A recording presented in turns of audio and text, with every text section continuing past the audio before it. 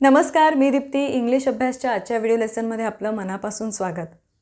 आज आपण बघणार आहोत अबव आणि ओव्हर या दोन शब्दांमधला फरक. ऑन या शब्दाचा अर्थ आहे वर, अबव या शब्दाचा अर्थ आहे वर आणि ओव्हर या शब्दाचा सुद्धा अर्थ आहे वर. ऑन, अबव आणि ओव्हर हे तीनही प्रेपोजिशन्स आहेत. या तीन प्रेपोजिशन्सपैकी ऑन या शब्दाचा वापर कसा करायचा हे आपण ऑलरेडी बघितलं आहे. म्हणूनच आजच्या व्हिडिओमध्ये आपण फोकस करणार आहोत अबव आणि ओव्हर या दोन प्रेपोजिशन्सवर. अबव आणि ओव्हर या दोन्ही प्रेपोजिशन्समध्ये कन्फ्युजन होतच होतं. त्याचं महत्त्वाचं कारण बरेचदा वाक्यामध्ये ओव्हर आणि अबव या दोघांची अदलाबदल केली तरी चालते, पण बरेचदा जर त्यांची अदलाबदल केली तर वाक्याचा अर्थ बदलू शकतो. म्हणूनच आज आपण डिटेलमध्ये बघणार आहोत अबव या शब्दाचा अर्थ, ओव्हर या शब्दाचा अर्थ, या दोघांमधला फरक आणि या दोघांची अदलाबदल कधी करायची किंवा कधी करायची नाही हे सगळं. पण त्याआधी जर इंग्लिश अभ्यासला तुम्ही पहिल्यांदाच भेट दिली असेल किंवा अजूनही चॅनलला सबस्क्राईब केलं नसेल तर लगेच सबस्क्राईब करा आणि शेजारचं बेल आयकॉन प्रेस करायला विसरू नका.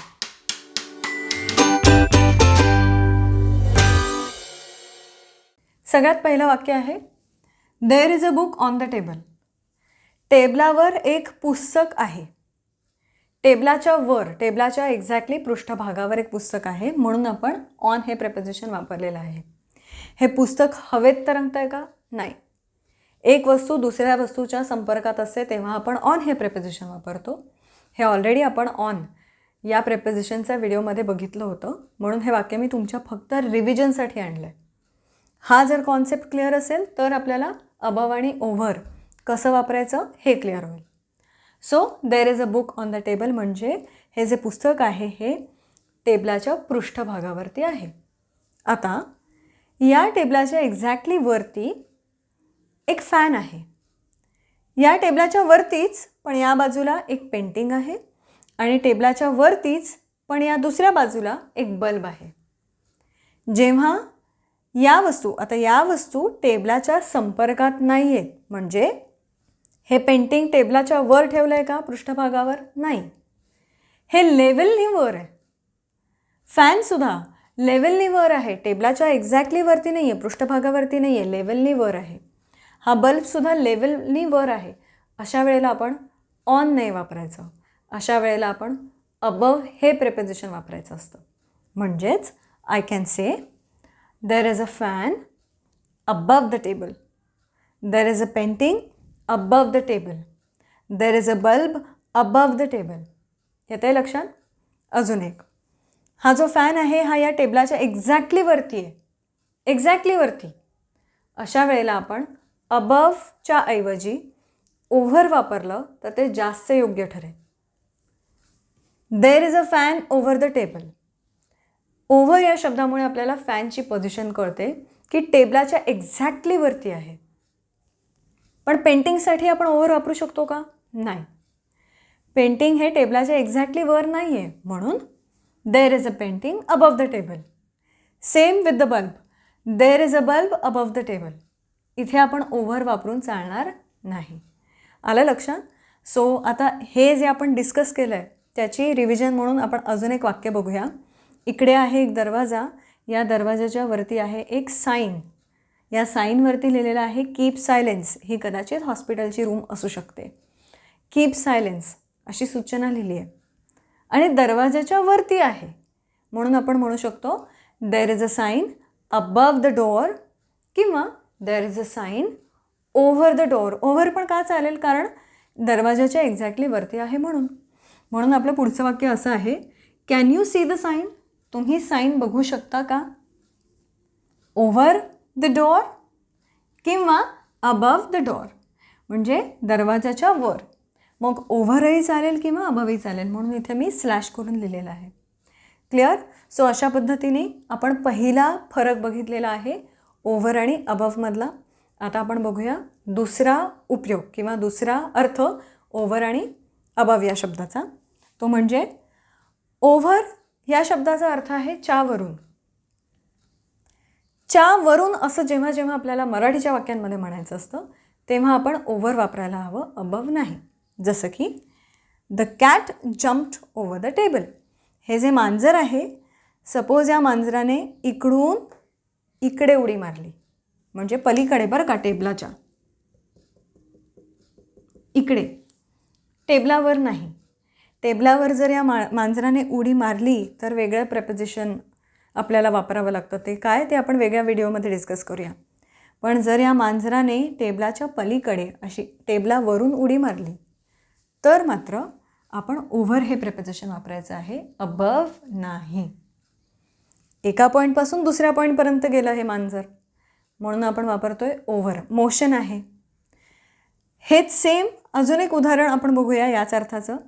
या चित्रामध्ये एक नदी आहे आणि या नदीवरून गेला एक ब्रिज. नदीच्या एका काठापासून दुसऱ्या काठापर्यंत हा ब्रिज गेलेला आहे.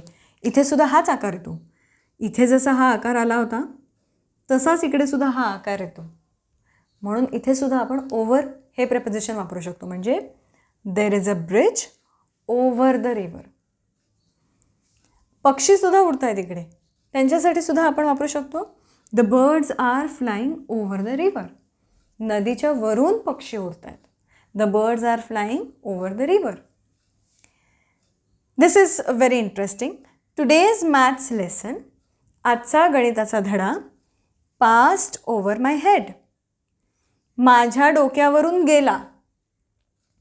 माझ्या डोक्यावरून गेला म्हणजे इकडे सुद्धा मोशन आहे, म्हणून आपण ओव्हर वापरतोय, अबव नाही.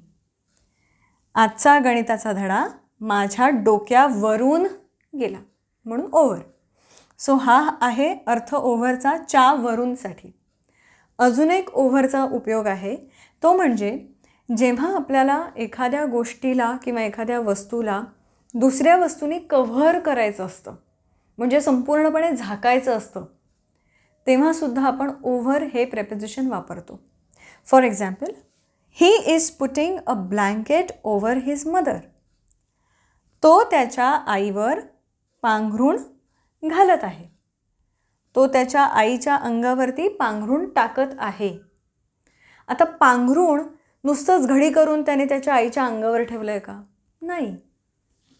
म्हणून आपण ऑन नाही वापरू शकत इकडे. त्याने पूर्ण पांघरलं आहे, म्हणजेच त्याच्या आईला त्याने कव्हर केलं आहे पांघरुणाने. कव्हर करण्याची जेव्हा गोष्ट येते तेव्हा आपण वापरतो ओव्हर, अबव नाही. अबव कधी वापरतो आपण? जेव्हा दोन वस्तू एकमेकांच्या संपर्कात नसतात तेव्हा. इथे ज्या व्यक्तीच्या अंगावरती पांघरुण आहे ती व्यक्ती आणि पांघरुण यांच्यामध्ये संपर्क आहे आणि म्हणून आपण अबव नाही वापरू शकत. इथे आपल्याला वापरायला लागणार ओव्हर.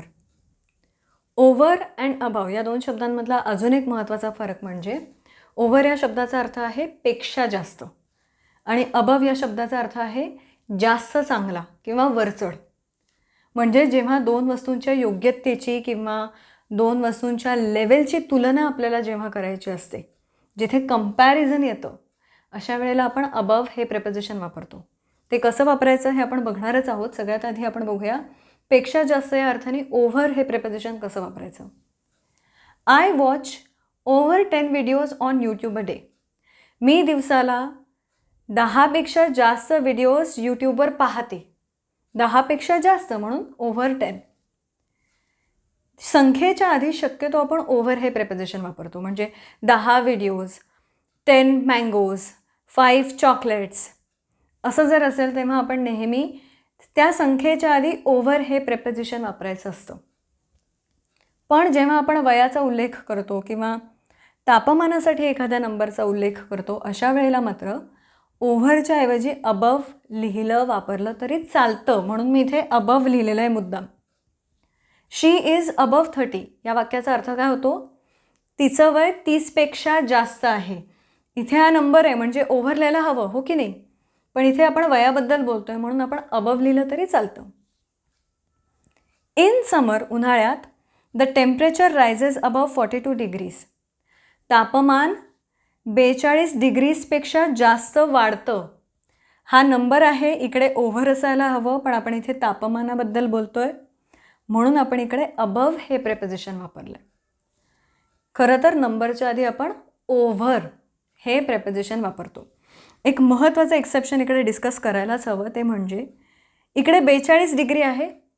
42 असेल, 32 असेल, 15 असेल, कुठलाही नंबर असेल तर आपण त्याच्या आधी अबव, ओव्हर हे प्रेपोजिशन्स वापरू शकतो. पण जेव्हा 0 डिग्री, स्पेसिफिकली 0 डिग्री असं जेव्हा म्हणायचं असतं आपल्याला तापमानासाठी, तेव्हा मात्र आपण कधीही 0च्या आधी ओव्हर हे प्रेपोजिशन वापरायचं नसतं. आपण नेहमी अबवच म्हणायचं असतं. Temperature never rises above 0 in winter. तापमान हिवाळ्यामध्ये 0पेक्षा जास्त कधीही वाढत नाही. 0 डिग्रीपेक्षा जास्त, म्हणून अबव 0.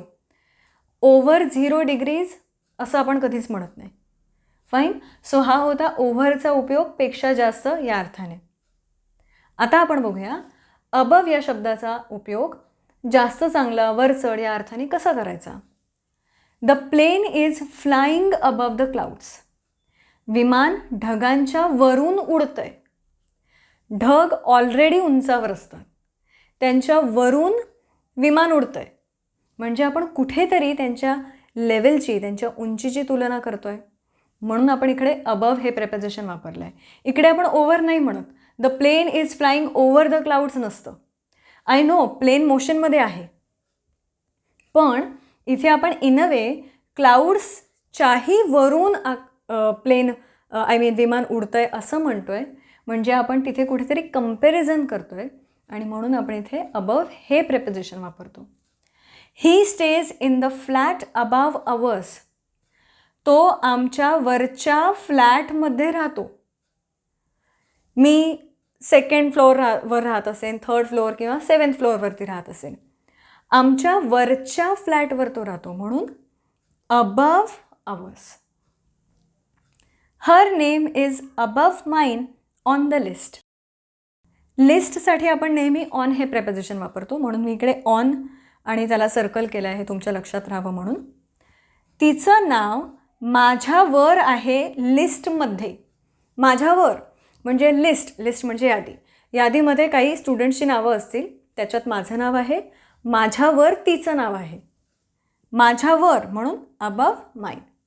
सो हा होता अबव या शब्दाचा उपयोग जास्त चांगला, वरचढ या अर्थाने.